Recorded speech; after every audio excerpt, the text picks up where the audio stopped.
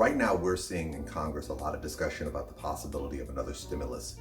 If there is a chance that another stimulus is coming, you need to be prepared for it. If by some chance another round comes, start preparing for it in advance. And what I mean by preparing for it, I'm not merely sitting here going, okay, when the money comes, I'm gonna spend it. What I'm talking about is, one, don't start thinking about the fact that you're gonna be getting this large sum of money and it's gonna solve all your problems.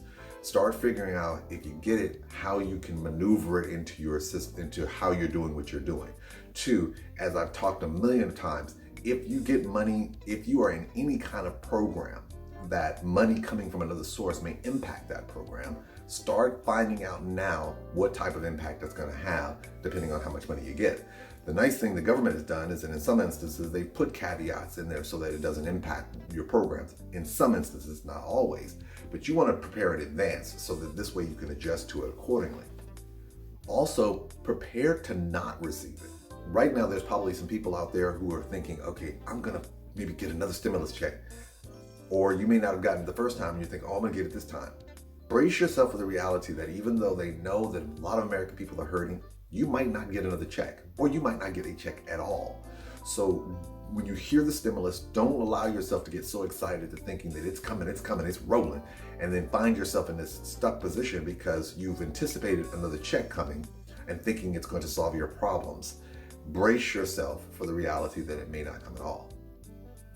The hardest part about the whole process is knowing who can you ask about whether a stimulus check comes. The problem that you have is that if it's coming from the federal government, there's really no one to ask specifically. You can contact your congressman or your senator or your congresswoman.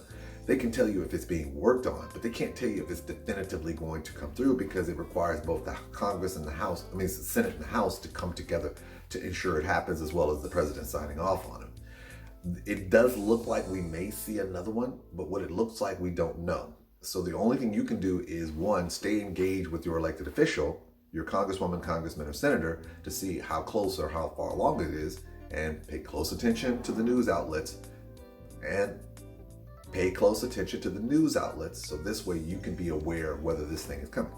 Understand that you may get it again, you may not get it again, or you might not get it at all.